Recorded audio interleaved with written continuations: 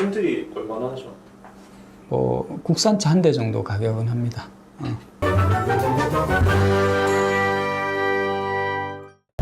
안녕하세요. 미다스원 김용철 원장입니다.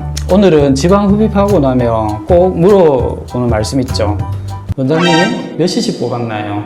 흡입 때 2000cc를 뽑았느니 4000cc를 뽑았느니 하는데 그 정도는 아닌 것 같고, 이식을 할 때도 뭐 250을 넣었다 300cc를 넣었다고 하는데, 그러면 뽑을 때는 1500cc를 뽑았다고 해놓고 넣는 약하고 비교하면 차이가 나고 헷갈리실 겁니다. 지방 흡입하고 이식할 때 혹시 지방의 상태가 다르다는 거 알고 계신가요? 이 동영상을 보시면은 얼마나 지방을 뽑았고 얼마나 순수 지방을 이식했는지에 대한 정확한 기준을 잡을 수 있으실 겁니다.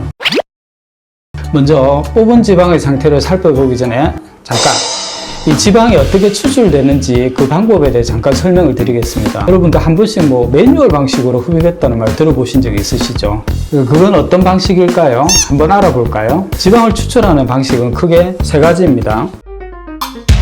먼저 주사기로 추출하는 방법입니다. 아주 고전적인 방법이고요. 지금 여기 캐놀라랑 20cc 락실린제가 있거든요. 캐놀라는 모양에 따라서 구멍이 한 개인 거, 두 개인 것, 또 이런 식으로 멀티홀로 된 것이 있고요. 뒤에 입구도 모양이 각기 다릅니다. 여기 락실린지는 이렇게 들어가서 이렇게 고정이 될 수가 있거든요. 일반 실린지는 이렇게 되니까 우리가 흡입하다가 보면은 이제 이게 빠지는 경우가 있거든요. 그래서 이것을 방지하기 위해서 이 락실린질에서 잠금 장치가 있거든요. 그래서 이렇게 해서 지방을 뽑게 되면은 빠질 일이 없다는 거죠. 저는 6년 정도 이 방법으로만 지방을 뽑았고요. 지금도 지방이 아주 없는 분들에게는 이 방법으로 지방을 뽑습니다. 완전 수작업이고 손가락 힘이 필요하지만 또 수타로 뽑는 게 또 다른 매력이 있으니까 이렇게 흡입하는 것도 장점이 있습니다. 이 방법은 장비가 고장 나더라도 응급으로 사용할 수 있는 게 좋죠. 주사기랑 캐놀라만 있으면 되니까요. 원장님 그러면 그걸로 해서 제일 많이 뽑아보신 경험이 어떻게 되시나요? 이전에는 제가 이걸 가지고 전신 흡입도 한 적이 있습니다. 그 당시에는 이제 이게 손으로 뽑는 게 습관이 되다 보니까 뽑았는데, 지금 생각하면 이제 좀 무식하게 뽑았었죠. 제가 제일 처음에 가슴 이식 했을 때가 12년 정도 됐나? 그때 처음에 7시간 걸렸거든요. 처음에 7시간 걸렸어요. 그 처음에 했던 분이 마라톤 선수였어요. 그래서 죽는 줄 알았죠. 다음 방법은 캐놀라를 호스에 연결해서 음압이 걸려있는 흡입기로 연결해서 지방을 추출하는 방식입니다. 이 흡입기는 국산도 있고 좀 비싼 외제도 있는데 모터 성능의 차이라고 보시면 됩니다.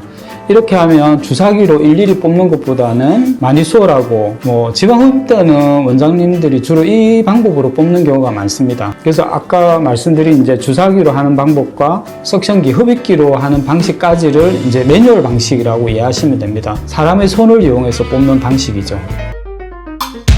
세 번째는 흡입 전문 장비를 이용하는 것인데, 저는 이제 주로 에바라고 해서 짜자잔 이겁니다. 묵직한데 이게 이제 이전 리포매틱의 업그레이드 버전입니다. 핸들 자체가 진동을 하거든요. 이게 분당 3000회 정도 상하 좌우 진동을 하니까 아주 강력한 힘으로 지방을 추출할 수 있습니다.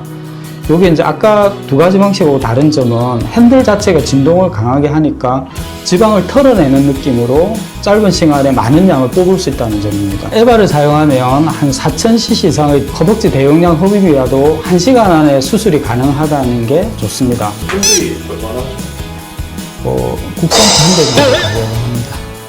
이 장비를 만든 회사가 원래 권총을 만드는 회사라고 하더라고요. 그래서 이게 진동이 강해가지고 평소에 어깨 운동을 좀 해놔야 됩니다. 저도 이제 에바 쓰기 전에는 제가 이제 턱걸이를 하나도 못했거든요. 요즘에 턱걸이 꽤 합니다.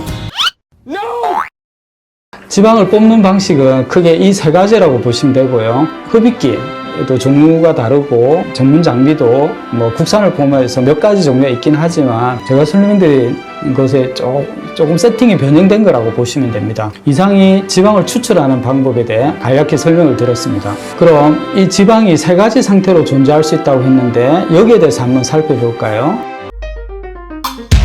지금 보이는 세 가지가 같은 지방으로 보이시죠?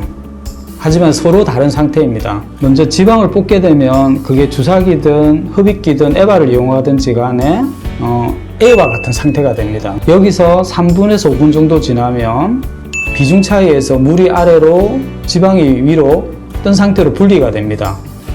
그리고 여기서 다시 원심 분리기 이것을 이용해서 좀 더 정제를 하면은 세 번째는 C와 같은 순수한 형태의 지방이 분리됩니다. 우리가 흡입하고 나서 간혹 복부에서 4000cc를 뽑았다고 하는 경우가 있는데 혹시 A와 같은 상태라면 어떨까요? 실제 뽑은 양은 훨씬 작게 되는 거죠.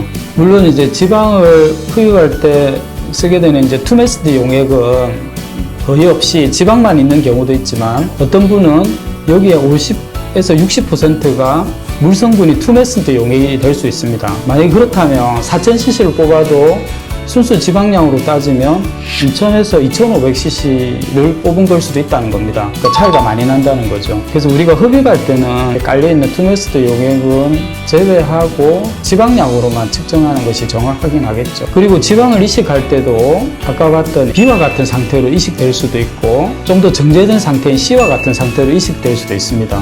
B와 같은 경우라면은 물 성분이 섞여 있기 때문에 이 경우는 이식할 때 PRP식 정도도 가능하고요. 만약에 이제 C와 같이 정제가 많이 된 상태의 순수 지방이라면은 특히 이제 가슴과 같이 250cc 이상 대량으로 이식하게 되면은 줄기세포를 믹스해서 이식하는 것이 장차 생길 수 있는 부작용을 줄일 수 있다는 겁니다. C와 같이 원심 분리된 순수 지방을 얻으려면 많은 지방이 필요하거든요. 만약에 한 250cc 지방, 순수 정제된 지방을 뽑는다고 하면은 양쪽이니까 필요한 지방은 거의 1000cc 가까이의 지방이 필요합니다. 그 정도면은 약간 슬림한 경우 같으면은 굉장히 많은 양이라고 볼 수가 있거든요.